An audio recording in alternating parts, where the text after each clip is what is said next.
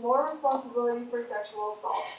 First, to truly understand the problem, one needs to know the implementations of military sexual trauma, or MST.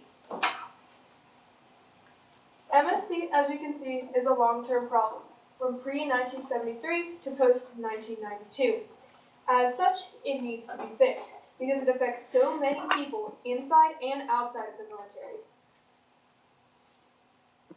Not only has this been a continuous problem, but it's also extremely widespread. It does not apply just to one group, but rather multiple groups. Although some of these groups can go underrepresented, which for those groups who are represented can eventually lead to exclusion from the military. As Jaden said, a very big problem with the existence of MST is how it excludes people, especially women, from the military. In 1948, women first were allowed to serve in the military. Only recently gaining this right, it is slowly being taken away from inside of the military.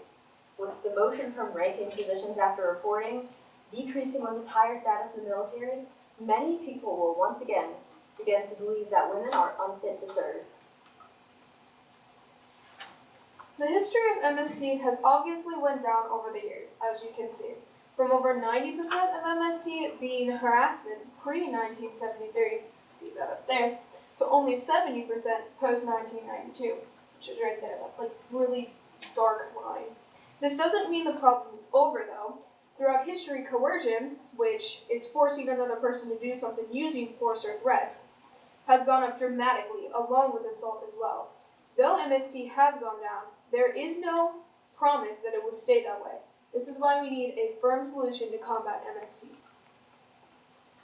So here we see a graph for estimated sexual assaults, and in 2011 we saw 19,000 estimated sexual assaults.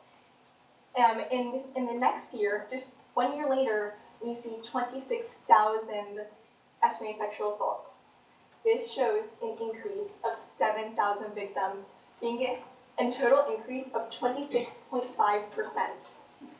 Now, if we look at 2012, we see the 26,000, but we can see only 3,000 of these victims actually reported the crime, and only 302 of these cases were actually prosecuted. As of 2009, 13.1% of women reported sexual assault in the military. 5 years later, 32% of women reported. These studies demonstrate a 59.06% increase in the rates of sexual assault over the 5 years. According to a DoDT, Department of Defense, report, 2012 to 2013 showed a 53% increase in the rates of sexual assault. Since the 53% increase was in the final of the 5 years, there is exponential growth shown. This means that the rates of MST are increasing steadily, and they will not stop, let alone go down. This contradicts Allison's earlier statement, as newer reports show that this problem is increasing once again. Female victims of sexual assault often experience many negative health effects, such as PTSD. In military women, PTSD was treated for 6 times more often in women who reported than those who did not. Also, reported assault is associated with a 3-fold increase in the odds of suicide attempt, as shown on the American Journal of Public Health. However, like Allison said before, this is a widespread issue with a multitude of groups of victims. LGBT victims are already discriminated against in the military, as shown by DADT, which is Don't Ask, Don't Tell. They were blackmailed on a regular basis as well. A common occurrence was a supervisor threatening to out an LGBT victim for reporting sexual assault. Discrimination goes hand in hand with this. DADT kept people quiet through discrimination, and this in turn affected the number of reports of MST throughout history. And then we have male victims, which are probably one of the lesser known groups and much more underrepresented. In fact, only 15% of men who are sexually assaulted actually report the crime. This is because of multiple reasons. One of them is they can receive death threats and are just shamed for speaking out. Because of the slow report rate and it can go unknown, This is why places such as Bay Pines VA Healthcare Center is so important. It is the only residential program in the country in which men are housed differently from MST problems versus psychological problems, something automatically offered to women, which only leads to the fact that it can be very sexist because we are only fixing part of the problem. There are many barriers that affect all victims, all groups. For instance, mental health.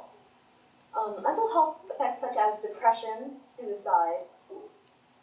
Depression and suicide can be a very big barrier in reporting a sexual assault. Also, the previously mentioned rate of PTSD can be a large factor as to why many do not report, as it can be very difficult for the victims to relive their traumatic experience. Not only that, many victims even experience demotion if they report the crime, which can make them very reluctant to do so. Mila Hader was a victim of sexual assault, and for a while she stayed quiet because she said in an interview, and I quote, "I've never met one victim who was able to report their crime and still retain their career. Not one." Discrimination in the military is more common against a lot of minorities, such as LGBT victims, as we stated before. And in the military, people that reported military sexual assault were seen as weak and often discharged if they reported it. DADT, Don't Ask, Don't Tell, was implemented in 1993, originally for the LGBT community. It was repealed in 2010, but its ideals still reign today. It even bled into MST victims as well. And because of DADT, victims are reluctant to report military sexual assault. This also affects how the military will deal with their internal problems, such as military sexual assault. Unlike the Don't Ask, Don't Tell solution, sexual assault cases should be taken out of the military command. This is partially because the military justice system treats cases with less severity than the civilian justice system. For instance, a strangulation case, considered very dangerous for civilians, would only be considered mild or moderate abuse by the Department of Defense. So, if cases are taken into the civilian justice system, then victims are more likely to report their assault with a higher chance of success and a lower chance of demotion and discrimination.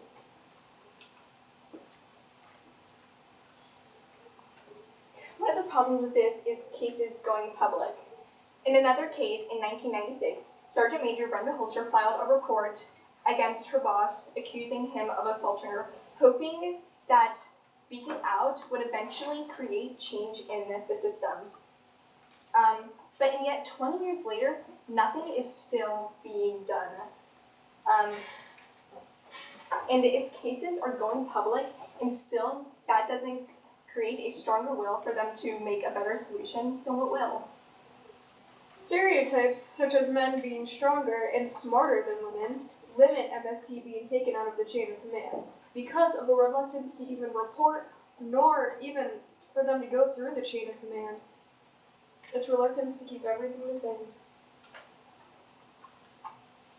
MST will not go away unless something is done. But this is because of the military's general environment. A source from the database EBSCOhost reported that females working with ranking officers who made sexually demeaning comments or allowed such behavior were 3 times more likely to be victims of physical assault. This allows derogatory behavior is a cause of MST and will not go away unless changes are made. We've even seen cases in which commanders have actually overturned verdicts on offenders, allowing them to walk away free while the victims are actually the ones being punished. Also, everyday sexism against men and women and stereotypes can be very harmful, as perpetrators often choose victims that are stereotypically weak or that they believe will not report. If the military cannot fix their internal problems, then how are they going to fix their external problems and protect our country? You don't get excited?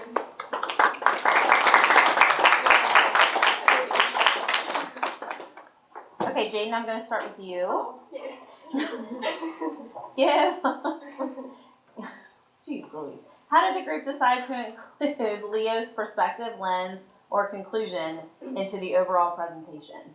So I know at least with mine was focused more on like what is going on and how they are solving it. And what I really liked about Leo's argument was that they also focused on the effects of MST and how it is affecting these victims, which I thought was really helpful because not only were we focusing on like, oh, this person's being demoted, but now we figured out, oh, well, because of this incident, we now are seeing that it's having these backlashes of mental health.